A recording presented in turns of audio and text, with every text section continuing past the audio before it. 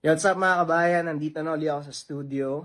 Maraming salamat kay Pao sa pagbigay ng bago kong tangan. Ito yun, yung gabay medalyon, tapos sinaluan niya nito. Kapala, nandito na yung gabay medalyon natin. Papakita ko sa inyo kung bakit upgraded na ito.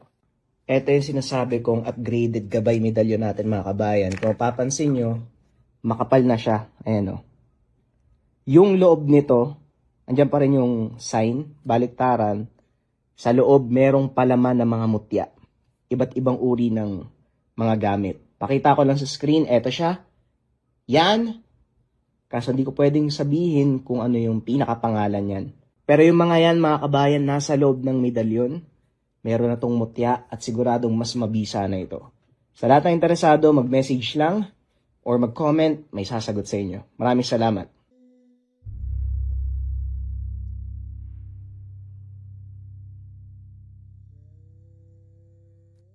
Ang kwentong ito ay hango sa totoong buhay. Mula ito sa isa nating kabayan na itago na lang natin sa pangalang Filipo. Walang eksaktong taon, probinsya ng Iloilo.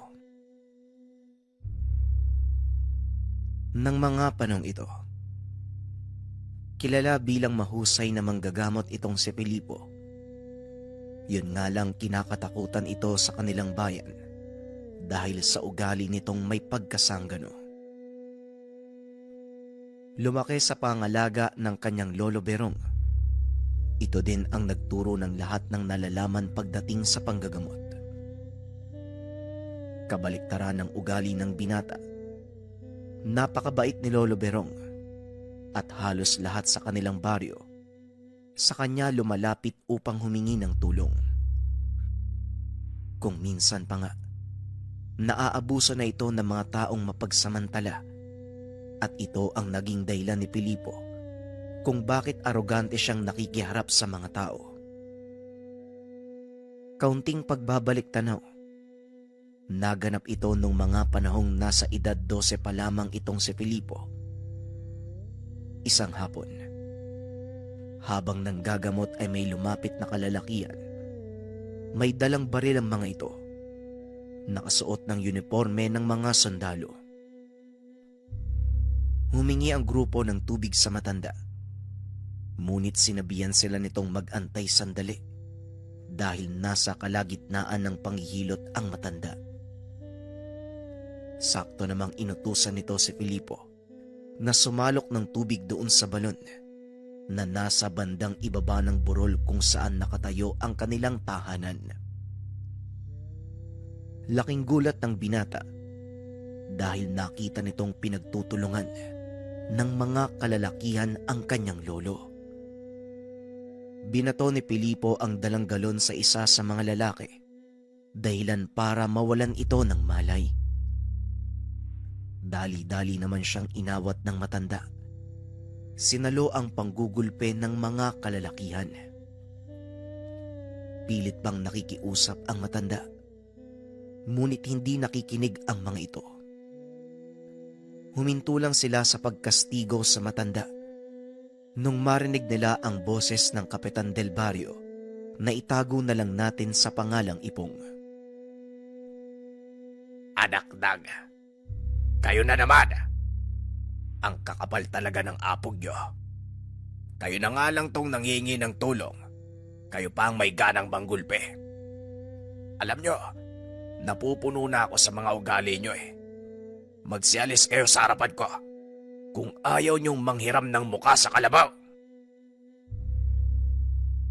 Wika ni Ipong. Nang mga panong ito ay kinakatakutan ng lahat ang kapitan dahil sa reputasyon bilang berdugo ng mga rebelde. Sinasabi ding walang tumatalab na sandata sa katawan nito, kaya maging ang mga sundalo ay hindi nangangahas na umarang sa daan ni Ipong. Matapos takutin, kagad nagsipulasan ang mga kalalakihan. Dali-dali naman itong inalalayan ang matanda. Laking gulat niya nang makita si Filipo na yakap-yakap ni Lolo Berong. Lalong nang galaiti sa galit si Ipong. Akmang hahabulin pa sana ang mga lalaki ngunit pinigilan na ito ng matanda. Hayaan mo na sila, Ipong. Ayos lang naman ako eh. Ikaw, Apo, nasaktan ka ba? Bakit naman kasi binato mo ng galon yung mga yun eh? Hinayaan mo na lang sana. Wika ni Lolo Berong. Tapos ano po? Papanoorin ko po kayong ginugulpe. Hindi naman po ako makakapayag ng ganun, Lolo. Sila po ang may kailangan, kaya matuto po silang magpakumbaba. Wika ni Filipo. Sa murang edad ay parang may gulang na kung magsalita si Filipo. Kaya ganun na lang ang paghanga ng mga tao sa pagpapalaki ng matanda sa kanya. Tama nga naman si Filipo, Manong. Hindi naman po kayo dapat nagpapape. Alam nyo, nagtataka ako eh. Kung saan napunta yung berong na kinakatakutan ng mga tao dati. Wika ni Ipong.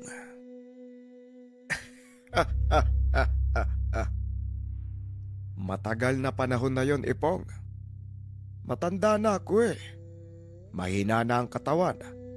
Kaya wala na akong ibubuga. Tugon ni Lolo Berong. Kaya nga po nandito ako eh.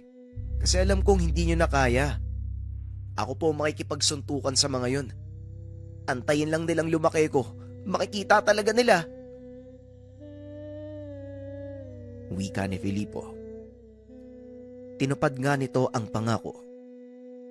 Edad 14 anyos ang binata nang biglang ipatawag ni Ipong si Lolo Berong dahil nasangkot sa kaguluhan ang apo. Isang binata ang ginulpi nito sa pamilihan. Inutusan ni Lolo Berong ang binatang mamili ng kanilang pangangailangan sa bayan dahil abala ito sa paggawa ng mga pangaplas. Apo, ano ba talaga ang nangyari? Bakit mo naman ginulpe yung taong yun? Tanong ni Lolo Berong kay Filipo na nooy binata na. Kasi Polo, inapin nila yung babaeng nagtitinda ng isda. Nakakaawa naman po kaya ayun, pinaggugulpi ko sila para turuan ng leksyon. Kaso, hindi ko na malayang napalakas pala yung suntok ko eh. Ayun, tulog. Pagpapaliwanag ni Filipo. Napabuntong hininga na lang si Lolo Berong habang nakatingin kay Ipong na nooy napakamot na lang din ng noo. Alam mo, Ipong, mukhang nagkamali ako nung pinaturuan ko sa'yo makipaglaban tong apo ko. Ayan tuloy, pareho pang sumasakit ang ulo natin. Wika ni Lolo Berong. Napangiti naman si Ipong sa sinabi ng matanda. Ngunit sa kaloob-looban nito, ipinagmamalaki nila ang binata dahil sa naging prinsipyo. Nang humantong sa hustong gulang, sinimulan ni Lolo Berong ang pagtuturo kay Filipo ng mga dasal. Nagsimula na din itong magsanay sa panggagamot. Hindi nga nagtagal, naging mahusay na ito sa larangan ng lihim na karunungan. Mabilis natuto ang binata sa lahat ng paraang itinuro sa kanya, lalong-lalo na sa Tigalpo.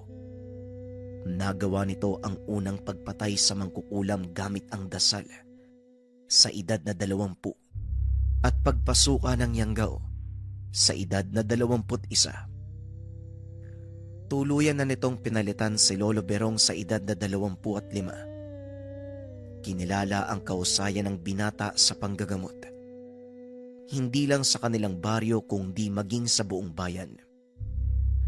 At dito nagsimula ang kakaibang engkwentro ng binata sa mga elemento sa modernong mundo. Kaunting pagpapaliwanag kay Filipo. Matipuno ang pangangatawan nito. May kalakian at masasabing malahigante ang tangkad sa taas na 7 talampakan. Mahaba ang buhok nito na umaabot hanggang sa kanyang bewang. dahil simula pagkabata ay hindi ito pinagupitan ng kanyang lolo. Hindi rin kagandahan kung manamit ang binata dahil paborito nitong suotin ang kanyang t-shirt na tinanggalan ng manggas. Halos lahat ng damit nito ay ganon. Kahit pumupunta ito sa mga matataong lugar, hindi ito nagdadamit ng maayos. Ang dahilan ng binata, hindi niya kailangang baguhin ang sarili batay sa pananaw at panglasa ng iba. May isang pagkakataon pang kamuntikan siyang hindi pasakayin ng bus dahil napagkamalang may diferensya sa pag-iisip. Ito ang kadalasang nagiging dahilan ng pag-init ng kanyang ulo. Si Filipo ang pumupunta sa kanyang mga pasyente at dahil dito, isang kaganapan ang tuluyang nakapagpakilala sa kanya sa karamihan. Ipinatawag ang binata sa isang paaralan dahil napakaraming estudyante ang sabay-sabay na sinasapian. Isa itong sikat na universidad sa kanilang bayan, kaya naman maraming mga anak ng mayayaman ang nag-aaral doon. Pagpasok pa lang ng gate ng binata, pinagtitinginan na ito ng mga estudyante.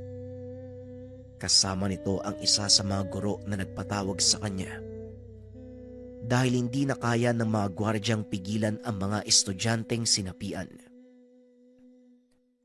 Maliban sa mga guro, kasama din ni Filipo ang kanyang kaibigang si Ipong. Malaki ang maitutulong ni Ipong sa laban dahil may kaalaman ito sa dasal na panggapos. Mukhang ikaw ang pinagtitinginan ng mga tao dito, Filipo. Sikat ka na bata. Wika ni Ipong. Ang sabihin mo, Manong Ipong, pinagtatawanan nila ako eh. Pero bahala sila sa buhay nila. Wala akong pakialam. Tugon ni Filipo.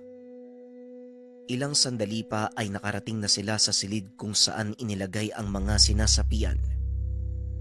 Sa bilang ni Filipo, mahigit 10 kabataan ang naroon sa silid. At bawat isa sa mga ito, pinipigilan ng 4 hanggang 5 katao. Nakapagkarga ka na ba, Filipo? Eh, simulan na natin nang matapos na tayo dito. Kukunin ko ang kalahati at ikaw naman ang bahala sa iba. Wika ni Ipong. Kagad nitong nilapitan ang isa sa mga sinasapian. Inutusan ang mga nakahawak dito na bitawan ang dalaga. Nung una ay ayaw sumunod na mga kabataang nakahawak dito dahil baka magwala at makasakit. Ngunit nang sumigaw si Filipo, biglang nagsipag-alisan ang mga nakahawak sa pasyente ni Ipong. Akmang tatakbo sana ito palabas nang biglang hawakan ni Ipong ang ulo nito. Tumigil ka kung ayaw mong mamatay sa loob ng katawan ng dalagang yan.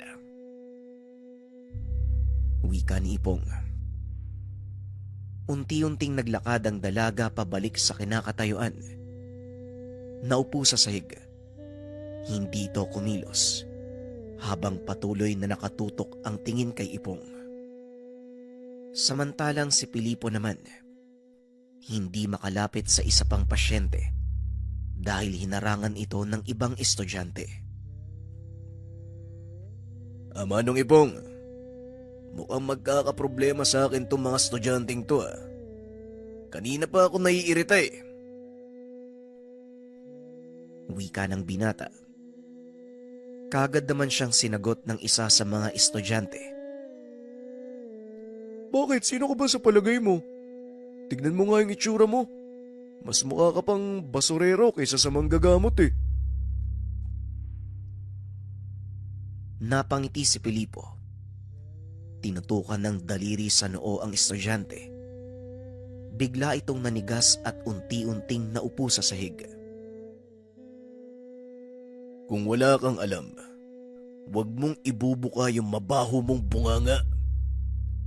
nasa paaralan kayo, pero yung hininga nyo, amoy alak. Ano bang pinagagawa ng mga kabataan ngayon? Wika ni Filipo. Bigla namang sumingit sa usapan si Ipong. Para sa inyong kaalaman, ang totoong manggagamot dito ay walang iba, kundi ang taong yan, yung taong mukhang grasa.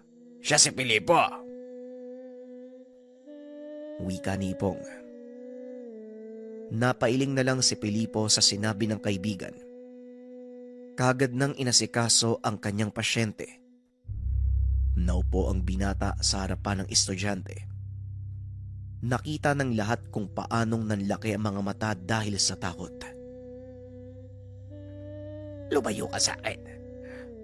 Wala kang kinalaman dito, kaya huwag kang makikialam. Pagmamayari ng aming Panginoon ng kabataang ito, napagutusan lang kami para kolektahin sila.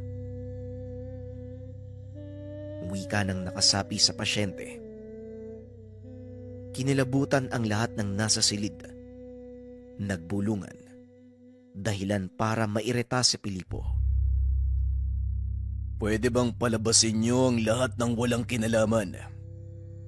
Ang may iwan lang, mga pasyenteng may sanib.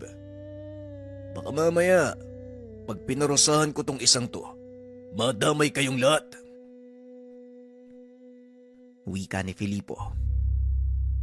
Dali-dali namang naglabasan ang ibang mga estudyante. Laking pagtataka ng mga guro dahil huminto sa pagwawala ang mga ito. Muling ibinaling ng binata ang atensyon sa pasyente. Kinausap. Naupo ang binata sa harap nito at nagsinde ng sigarilyo. Pasensya ka na ha. Naabala tayo. Ngayon, ano nga uli yung sinasabi mo? Kukolektahin mo sila. Mukha bang basura yung mga to? Kung ako ang tinutukoy mo, pwede pa. Madungis ako eh. Pero itong mga mukhang to, na parang hindi nadapuan ng langaw simula pagkabata, ewan ko lang ha. Wika ni Filipo. Tumawa ng malakas ang nilalang. Akmang sasakalin si Filipo nang bigla nitong ilapat ang hintuturo sa noo ng estudyante. Napasigaw ito habang nanginginig ang katawan na tila ba kinukuryente.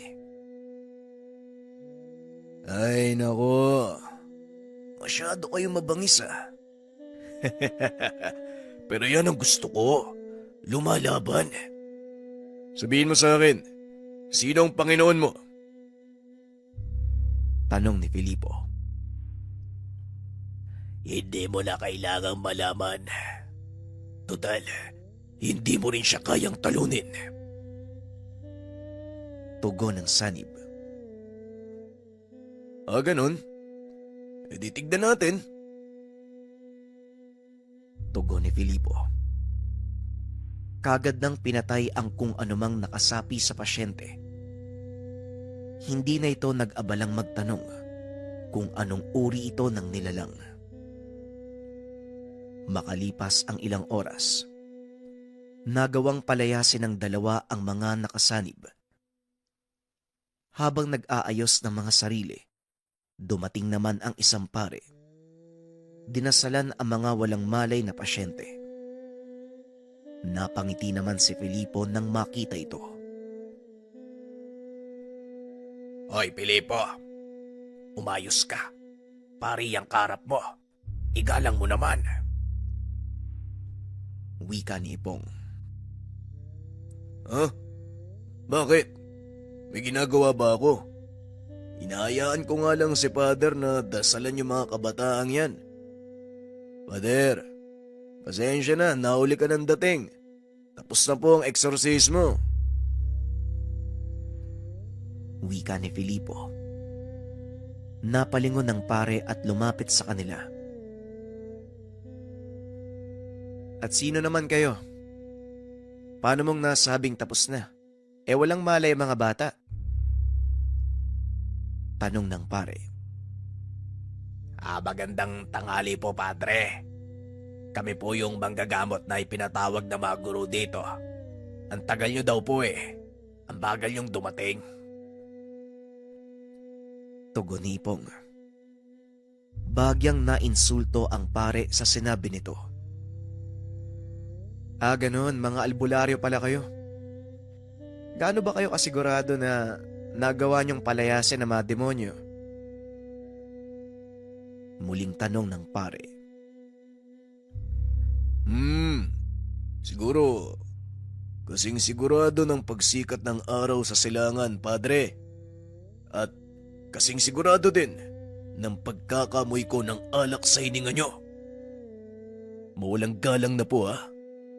Kung ako sa inyo, uuwi na lang ako para matulog. Wika ni Filipo. Nanlaki mga mata ng pare sa sinabi ng binata. Nakangiti lang si Filipo sa harapan nito habang inaantay kung ano ang susunod nitong gagawin. Wala kang respeto sa isang alagad ng simbahan. Pinagbibintangan mo ba akong umiinom? Wika ng pare. Alam niyo, Pader, ibibigay ko ang respeto sa mga taong karapat-dapat. Huwag niyo pong sabihin na wala akong respeto sa mga alagad ng simbahan. Huwag mong latin. Batay sa nakikita ko sa'yo, ikaw ang walang respeto sa sarili mong katungkulan. Wika ni Filipo. Kitang-kita ang pagtitimpi ng pare dahil sa napakadaming tao ang naroon. Bagaman hindi naririnig ng mga ito ang pag-uusap ng dalawa, ayaw nitong makita ng mga tao ang totoong ugali. Alam mo, binata, sasabihin ko sa'yo, nagkakamali ka ng binabangga. Isa akong kilalang eksorsista at nagsanay sa bansang Italia para sa ganitong trabaho. Kaya wala kang karapatang bastusin ako, ha? Isa ka lang hamak na albularyong walang pinag-aralan. Natuto lang kayo ng mga karunungan. Akala nyo kung sino na kayo, ha? Hindi nyo rin maitatago ng mga babubuti nyong gawa ang katotohanang may sa demonyo ang inyong mga pamamaraan. Wika ng pare. Napangiti na lang si Filipo sa sinabi nito. Magsasalita pa sana nang bigla siyang pigilan ni Ipong. Tama na, Filipo. Wala ka mapapala kung makikipagtalo ka sa isang alagad ng simbahan. Ang mabuti pa, umalis na lang tayo. Wika nito. Ngunit napansin ni Filipo na tila may mali sa mga pasyente. Hinila nito sa sulok si Ipong upang kausapin. Sabihin mo sa akin, naiselyo mo ba yung katawan ng mga pasyente? Nanlaki ang mga mata ni Ipong dahil nakaligtaan nitong iselyo ang isa sa kanyang mga ginamot. Naku po, naloko na. Nakalimutan ko yung isang dalaga. Bigla kasing dumating si Padre Laurencio eh. Tugon ni Ipong. Yan pala si Padre Laurencio. Hindi pala ako nagkamali ng pangiinsulto sa kanya. Alam mo, marami na ako naririnig na masasamang bagay tungkol sa kanya. Pero huwag ka nang maingay. Tignan natin kung anong gagawin niya. Gusto ko ding makita ang pinagmamayabang niyang pinag-aralan sa Italia. Wika ni Filipo. Ilang sandali pa ay bigla na namang nangisay ang sinasabing pasyente ni Ipong. Alam ng binata, magiging butas ito sa kanilang reputasyon. Ngunit sinadya nitong bumalik ang nilalang sa katawan ng dalaga upang subukan ang kakayahan ng pare. Hindi ba mapapahamak ang pasyente, Filipo? Sigurado ka ba? Tanong ni Ipong. Huwag kang mag-alala, Manong. Walang magagawa ang nilalang na nasa loob ng katawan ng pasyente hanggat hindi pa nakakalas ang ginawa mong panggapos. Pag-uusap ng dalawa. Samantalang si Padre Laurencio naman, nagkandara pa sa pag-uusal ng mga dasal pang eksorsismo. Ngunit sa kasamaang palad, tila hindi ito tumatalab. Makailang ulit niya itong ginawa hanggang sa napilitan itong magpatawag ng mga gwardya para hawakan ang nagwawalang estudyante. Nanatiling nakatayo si Naipong at Pilipo sa sulok nang bigla silang lingunin ng pare. Kasalanan nyo to. Nagmamarunong kasi kayo eh. Ngayon, tignan nyo yung nangyari. Wika ni Padre Laurencio. Napailing na lang ang binata. Alam nito na mahinang uri ng elemento ang sumapi sa dalaga. Alam mo, Pilipo, naniniwala ako sa mga sabi-sabi na may kakaibang lakas sa taglay ang mga dasal ng kagaya ng eksorsista. Pero bakit simpleng maligno lang? Hindi pa mapalayas dyan. Tanong ni Ipong. Hayaan mo lang siya, Manong. Tignan natin Kung ano ang magagawa ng mayabang na pari na yan. Wika ni Filipo. Naupo ang binata sa sahig habang umiinom ng tubig.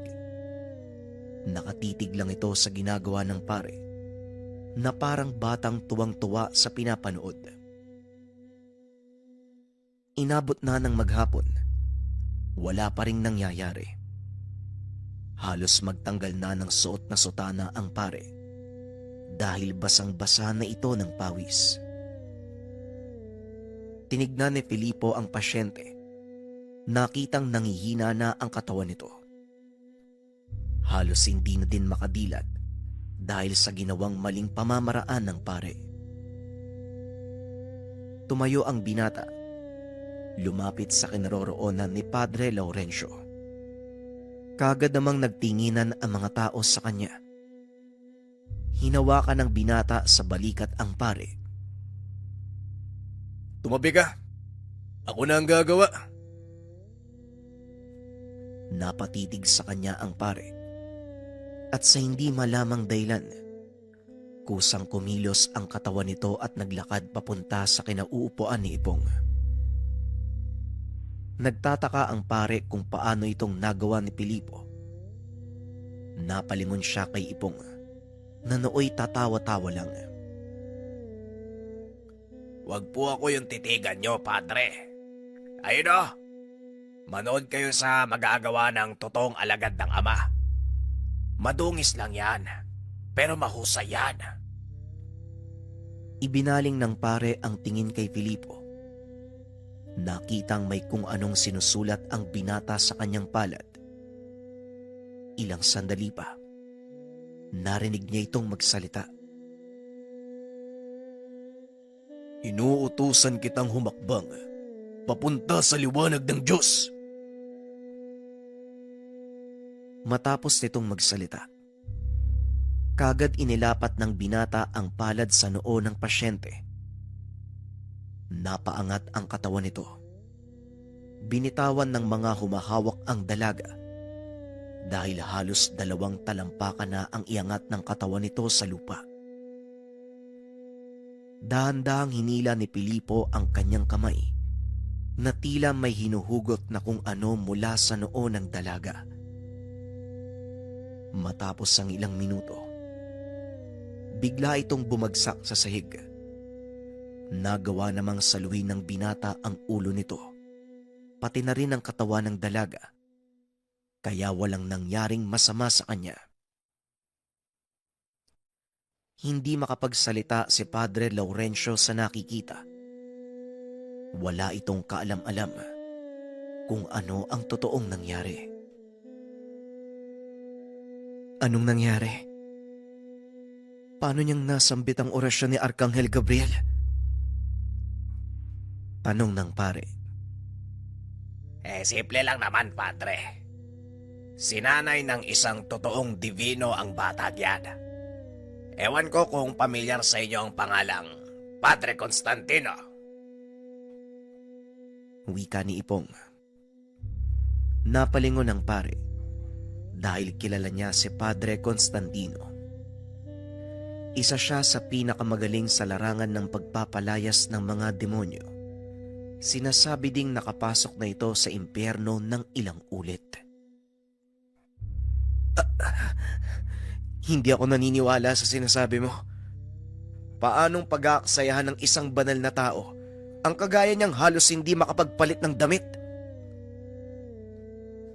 Tanong ng pare. Yan ang problema sa'yo, Padre. Mahilig kang mangmata ng kapwa. Hindi mo muna tignan ang totoong pagkatao nito bago mo sila husgahan. Si Filipo, hindi siya kagaya ng inaakala mo. Marahas at walang modo kung magsalita ang batang yan. Oo, mukhang taong grasa, pero ako mismo magsasabi sa'yo, Padre. Mas mabuti ang kalooban niya kung ikukumpara sa'yo. Tugon ni Ipong. Hindi nakapagsalita ang pare at kagad itong lumabas ng silid. Ilang sandali pa ay nagawa ng tapusin ni Ipong ang panggagamot. Laking pasasalamat ng mga guro dahil nagawang palayasin ng binata ang mga elementong sumapi sa mga kabataan. Kayo namang mga walang magawa sa buhay. Kung hindi nyo alam ang ginagawa nyo, manahimik na lang kayo! Sigaw ni Filipo sa mga kabataan. Nalaman ng binatang nagsasagawa ng ritual ang mga ito upang tumawag ng engkanto. Nagtagumpay ang mga kabataan, ngunit sa kasamaang palad ang natawag nila ay mga dalunganon, uri ng mga engkantong nang bibihag ng mga kaluluwa upang gawing alipin sa kanilang kaharian. Matapos pangaralan ang mga kabataan, kagad na din silang umalis ni Ipong. Gabi na nang makarating sa tahanan ang binata. Nakaupo sa sala si Lolo Berong habang naglalagay ng langis sa mga maliliit na sisidlan. Kumusta naman ang gamutan? Balita ko, kasama mo daw si Ipong kanina. Ay ano naman ang nangyari doon? Tanong ni Mang Berong. Maayos naman po, Lo, pero nasira yung araw ko dahil sa pari na yun eh. Tugon ni Filipo. Sinong pare? At bakit naman nasira ang araw mo, Apo? Muling tanong ng matanda. Sino ba yun? Padre Laurencio ba yun? Basta napakayabang. Wala naman palang ibubuga. Wika ni Filipo. Napangiti si Lolo Berong. Ay, nako, yun naman pala eh. Hayaan mo na yon. Masyadong mataas ang tingin sa sarili ng paring yon. Marami din ang ayaw sa ugali niya. Pero wala tayong magagawa. Dahil siya ang kura paroko ng bayan natin. Tugon ni Lolo Berong. Patuloy itong nagkwento. Ngunit lingid sa kaalaman nito na nakatulog pala sa upuan ng binata. Kinabukasan maagang nagpunta si Ipong. O Manong, ang aga mo naman ata. Anong meron? Tanong ni Filipo. Mabuti naman at gising ka na. May naligaw kasi sa bahay kanina. Nangingi ng tulong. Pinuntahan kaagad kita kasi sigurado kung magiging interesado ka. Tugon ni Ipong.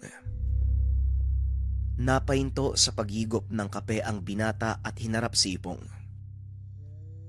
Ano? Ano pong ibig yung sabihin, Manong? Tanong ni Filipo. May isang bayang ginagambala ng aswang at sa akin sila lumapit. Balak ko sanang puntahan kaya naisip kita eh. Baka gusto mong sumama. Tugon ni Ipong. Aswang? Hindi ko pa nasusubukang makipagbugbugan sa mga aswang, Manong. Mukhang ayos nga yan ah. Sige, sasama ako. Sandali lang ha, magpapaalam lang ako kay Lolo. Tugon ni Filipo. Ngunit pinigilan ito ni Ipong. Ay nako, teka. Sandali lang. Huwag mo nang sabihin kay Mang Berong. Siguradong sasama din yung matandang yon. Wika ni Ipong. Dali-daling nag-ayos ang binata. Sinamantala ang pagkakataong nasa labas ng bahay si Lolo Berong. Mabilis na pumuslit mula sa daan sa likod. Teka, Manong ha. Paano mo nasisiguro na aswang nga yung nananalakay sa kabilang baryo? Mamaya, asong gutom lang yan eh. Tanong ng binata habang naglalakad ang dalawa papunta sa tahanan ni Ipong sa gawing dulo ng baryo. Antayin mo munang makarating tayo sa bahay at ikaw na mismo ang magpatunay. Tugon ni Ipong. Pagkarating sa tahanan, nakita ng binata ang dalawang lalaki. Nakaupo ang mga ito sa atangan ng bahay. Nanlaki ang mga mata ni Filipo nang mapansing balot ng benda ang binti ng isa. At yung isa naman, wala ng braso. Anong nangyari sa kanila, Manong? Tanong ni Filipo. Halika, doon tayo sa loob ng bahay. Doon tayo mag-usap. Masyadong maraming tenga dito. Tugon ni Ipong. Pagpasok sa loob ng tahanan, kaagad nagsimulang magkwento ang mga kalalakian. Ayon sa mga ito, narinig nilang umatungal ang mga alagang baka kaya pinuntahan nila. Laking gulat ng mga kalalakian nang makita ang isa sa mga bakang wala ng buhay. Nanlaki ang mga mata nila nang masipat ang isang lalaking biglang tumayo. Hawak-hawak nito ang atay ng hayop. Umaangil habang nakatitig sa kanila. Hindi na nagawang tumakbo ng mga ito dahil sa takot. Kaya mabilis silang sinugod ng nilalang at tinamba. May dalang itak ang isa sa mga kalalakian. Sa sobrang nerbiyos, aksidente nitong nataga ang paa ng kasama habang sinusubukang patamaan ng taga ang nilalang, na noon ay kagat-kagat naman ang braso ng isa pang lalaki.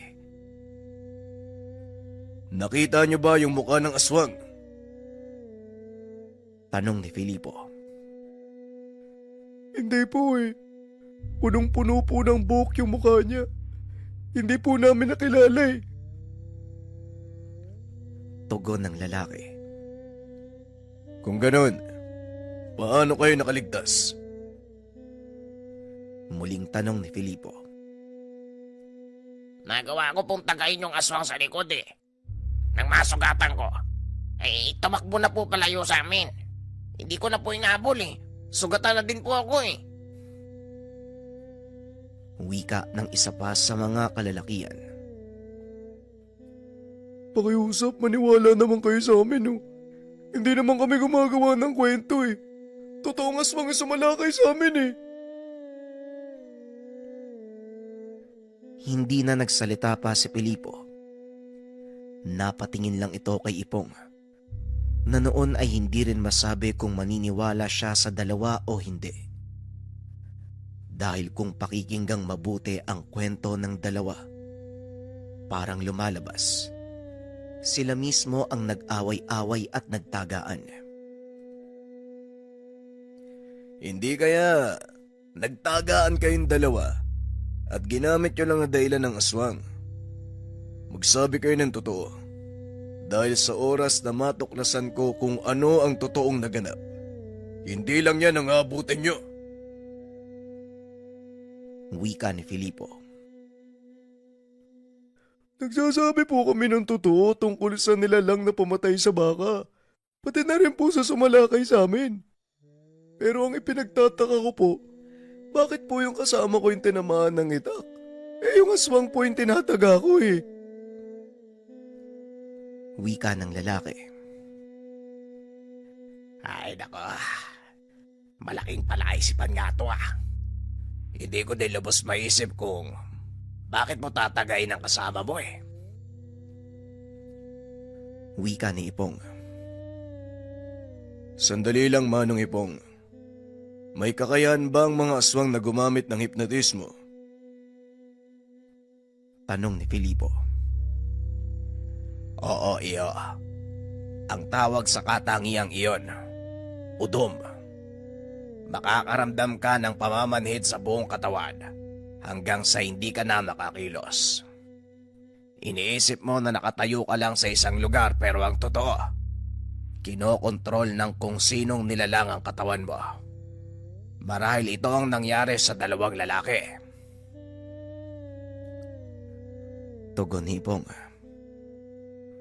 Matapos ang pag-uusap, pumayag ang dalawang sumama sa lugar kung saan nangyari ang sinasabing engkwentro sa aswang.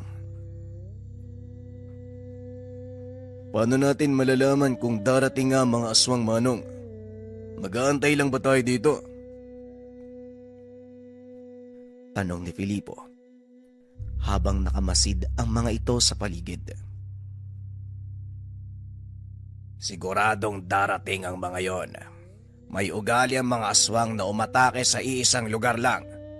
Lalo na kung alam nilang may makukuha sila at hindi pa tuluyang nabunyag ang kanilang pagkatao. Hinala ko, isa sa mga taga-baryo ang sinasabing aswang. Tugon ni Ipong. Maya-maya ay lumabas sa tahanan ang isang lalaki. Lumapit ito sa kanila. May dalang 2 tasang kape. Magkape po muna kayo para mainitan na masikmura nyo. Sigurado ding mapupuyat kayo sa pag-aabang. Wika ng lalaki. Ngunit nang lumingon si Filipo sa kanya, biglang nagbago ang reaksyon ng mukha nito. Maraming salamat ha. Ano nga palang pangalan mo? Tanong ni Filipo. Idong po. Sige, mauna na ako Marami pa po akong gagawin eh. Pagpapakilala ni Idong. Dali-dali itong lumayo. Agad napansin ni Filipo ang kakaibang kilos ni Idong. Bakit? Parang natulala ka iho. Anong meron? Tanong ni Ipong. Siguro wala naman, Manong. Baka pinaglalaruan lang ako ng mga mata ko. Tugon ng binata. Bakit? Ano bang meron? Ano bang nakita mo kay Idong? Napapansin ko kasi na parang tagusan ng katawan niya eh. Hindi ako sigurado pero para siyang usok. Napangiti si Ipong. Dahil sa wakas napansin na ng binata ang inoobserba niya. Ay nako. Alam mo, sa totoo lang, kanina ko pa napapansin yan eh. Hindi ko lang sinasabi sa'yo. Dahil gusto kong ikaw mismo ang makatuklas. Alam mo bang yan ang nakikita ng mga taong may kakayahang kagaya mo? Sa tuwing makakarap nila ang isang aswag. Tugon ni Ipong. Kung ganun, ano pa ang hinihintay natin? Bakit hindi pa natin siya patayin ngayon? Tanong ni Filipo. Akmang iinumin na nito ang kape nang biglang tinabig ni Ipong. Hindi mo dapat inumin yan. Paniguradong may lasong inilagay ang aswang na yon sa kape. Kailangan natin mag-antay ng tamang pagkakataon bago sumalakay. Hindi pwede magpadalos-dalos. Teritoryo niya ang lugar, kaya kabisado niya ang bawat sulok. Tugon ni Ipong. Dali-daling itinapon ng binata ang laman ng tasa. Pasimple itong nagpahid ng kanyang bibig na kunwari ay naubos na ang kape. Walang hiyang aswang yan ah. Mamaya makikita mo. Balak mo pa akong patayin ha? Humanda ka sa akin. Wika ng binata. Palalim na ang gabi ng mga sandaling iyon. Ilang piraso na ng sigarilyo ang naubos ni Filipo. Samantalang si Ipong naman, piniling maidlip sa bangkong nasa ilalim ng puno. Bigla itong napatayo. Dinampot ang isang balde ng tubig, sabay buhos kay Filipo. Anak ng... Ano bang problema, Manong? Sigaw nito. Ngunit hindi na naituloy pa ang ibang sasabihin. Bigla siyang pinatahimik ng kaibigan. Huwag kang maingay. Nandito na siya. Wika ni Ipong. Inikot ni Filipo ang tingin. Ngunit wala itong makita na kahit ano. Ano bang sinasabi mo? Paano mo nalaman, Manong? Wala naman ako nakikita. Tugon ni Filipo. Ako din naman wala akong nakikita. Pero nararamdaman ko siya. Nagtaka ang binata kung paanong nagagawa ni Ipong na maramdaman ang presensya ng nilalang. Bagaman maraming nalalaman si Filipo, ito ang pinakamalaki niyang kahinaan. Pasensya na, Manong ha. Mukhang ikaw ang magiging mata ko. Wala kasi talaga akong ideya kung anong dapat kong maramdaman eh. Tugon ni Filipo. Huwag kang mag-alala. Dahil sa oras na makaharap mo na ang nilalang, magkakaroon ka ng ideya. Humanda ka. Papalapit na siya. Tugon ni Ipong. Ilang sandali nga ay narinig ni Filipo ang pagaspas na tila higanting pakpak. Dali-daling inabot sa kanya ni Ipong ang isang sibat. Ayos ah. Sibat? Hindi ko nga makita yung kalaban. Tapos sibat pa yung ibibigay mo sa akin. Wika ni Filipo.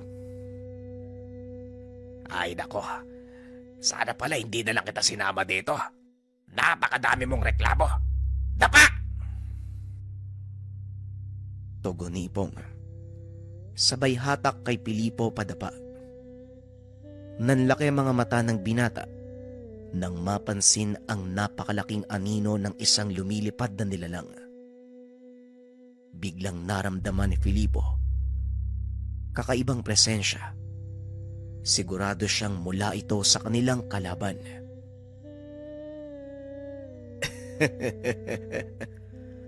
Mukhang may laban na tayo, Manong. Nararamdaman ko na ang aura niya. Wika ni Filipo sabay tayo.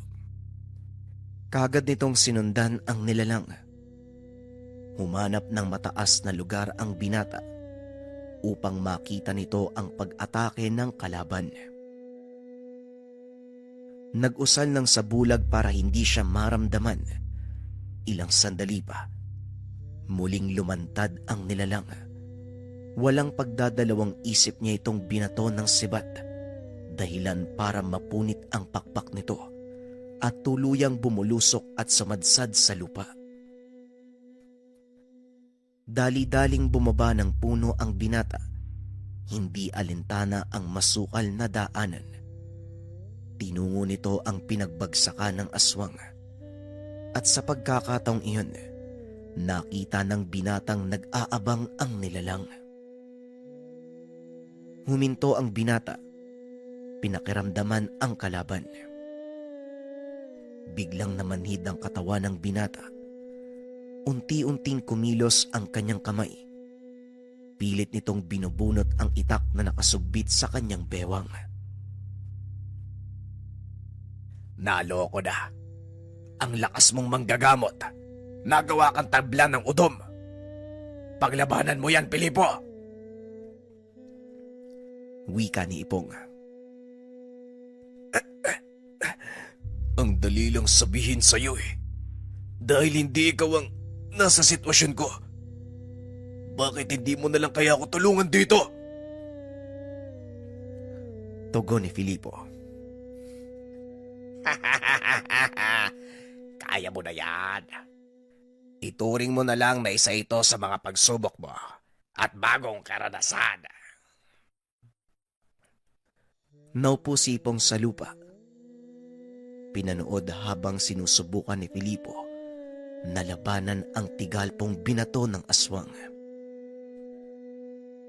Unti-unting umaangat ang kamay ng binata. Tumututok ang itak sa katawan nito. Hindi makapaniwala si Filipo na nagagawa siyang kontrolin ng isang nilalang. Sa isipan ng binata, tama ang sinabi ni Ipong. Isa itong pagsubok ng kanyang kakayahan. Ilang sandali pa ay biglang sinugatan ng binata ang sarili at saka pa lamang ito tuluyang nakawala sa kontrol ng aswang. Walang iya ka. Sino ka sa tingin mo, ha? Kanina ka pa eh. Sinubukan mo akong lasunin. Tapos ngayon naman, gusto mong gilitan ang sarili ko. Wika ng binata. Biglang napatras ang aswang dahil kitang-kita nito kung paanong nagliwanag ang katawan ni Filipo. Ay nako, eto na ang pinakamasayang parte. Kung nandito lang sana si Lolo Berong, nako, siguradong matutuwa ang matandang yon. Wika ni Ipong. Huwag kang makikialam, Manong Ipong, ha? Akin ang isang to. Wika ni Filipo. Ay nako, sino bang may sabi sa'yong makikialam ako? Sige na, gulpin mo hanggat gusto mo. Huwag mo lang bubuhayin na. Dahil kapag nakatakas yan, hindi lang malamig na tubig ang ibubuhos ko sa'yo. Sasabunin at hilurin pa kita gamit niyang itak na hawak mo. Napapangiti na lang si Ipong sa tuwing tinitignan ng binata. Hindi nito lubos maisip na ang batang noon ay patpatin, magiging ganito kalakas. Sa kabila ng katotohanan, iisang mutya lang ang tanga nito. Ito ay ang mutya ng palos. Biglang naputol ang pagbabalik tanaw ni Ipong nang biglang nawala si Filipo na parang pula. Kasabay ng paglitaw nito ay ang pagtilapon ng kalaban dahil isang malakas sa suntok ang binitawan ng binata. Napatayo si Ipong lalo na nang makitang sunod-sunod na pinagsisipa ng binata ang aswang sa sikmura habang nakahandusay ito sa lupa. Hinawakan ito ni Filipo sa leeg. Dahan-dahang itinaas. Itinutok ang itak sa dibdib ng nilalang at nagsimulang magtanong. Sino ka? At bakit mo ko balak lasunin? Bakit mo kami pinagpaplanuang patayin? Lumapit si Ipong upang marinig ang kasagutan ng nilalang na nooy nanghihina na dahil sa ginawang panggugulpe ni Filipo. Napagutusan lang ako ng aking amo. Kailangan kong alisin ang mga tinik sa dadaanan niya. At isa ka sa mga yon. Wika ng nilalang na noon ay unti-unting nagbabalik sa anyong tao. Sige, magsalita ka lang. Sinong amo yung sinasabi mo? Muling tanong ni Filipo. Malalaman mo sa mga susunod pang araw. Lalo pa kung patuloy kang makikialam sa lahat ng mga binabalak niya. Wika ng nilalang. Laking gulat ni Ipong nang bigla nitong baliin ang sariling leeg dahilan ng agarang pagkamatay. Mukhang totoo ang sinasabi niya, Filipo. May mas mataas na nilalang ang nag-utos sa kanya. Pero sino naman kaya ang tinutukoy niya? Wika ni Ipong. Siguro, malalaman na lang natin sa mga susunod na araw. Wala din naman tayo mapagtatanungan eh. Ayun oh, patay na. Tugon ni Filipo. Matapos ang kaganapan ay umuwi na ang dalawa. Nakaligtaan ng mga ito na walang alam si Lolo Berong sa nangyari. Dahil umaga na, nagpa siya sina Filipo na magkape na lang at habang ginagawa ito, hindi sinasadyang naikwento ni Filipo ang nangyari sa matanda at gaya ng inaasahan, galit na galit ito. Seryoso ka ba sa mga sinasabi mo, Ipong? Isinama mo ang apo ko sa pagtugis ng isang aswang. Hindi ka man lang nagpaalam sa akin. Papaano na lang kung sakaling may nangyaring masama sa kanya? Wika ni Lolo Berong. Nagkatinginan ang dalawa. Akmang sasagot pa sana si Ipong. Ngunit hindi na ito nagawa dahil muli na namang nagsalita si Lolo Berong. Hindi mo alam kung gaano kong iniingatan ng batang ito. Simula ng isilang yan, hanggang sa tinubuan na ng buhok sa katawan, ginawa ko ang lahat para lumaki siyang malayo sa kapahamakan. Dahil hindi ko alam ang sasabihin ko sa mga magulang niya sa oras na dumating sila. Biglang napaangat ng tingin si Ipong at Filipo. Ito ang kauna-unahang pagkakataon na nabanggit ng matanda ang tungkol sa mga magulang ng binata.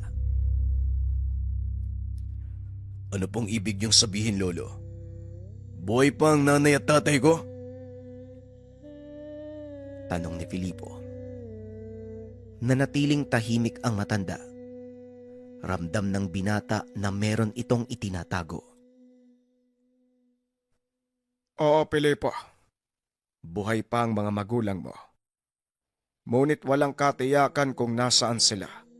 At gaya ng sinabi ko, babalik ang mga yon sa oras na may mangyaring masama sa iyo. Ako ang mananagot sa kanila. Tugon ni Lolo Berong.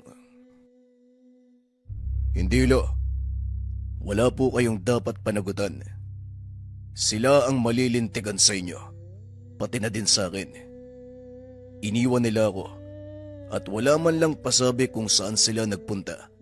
Kaya wala silang karapatan na magalit kung sakaling may mangyari sa akin. Dahil una sa lahat, wala naman silang pake, hindi ba? Wika ng binata. Alam ni Lolo Berong na masama ang loob nito dahil sa pangiiwan ng kanyang mga magulang.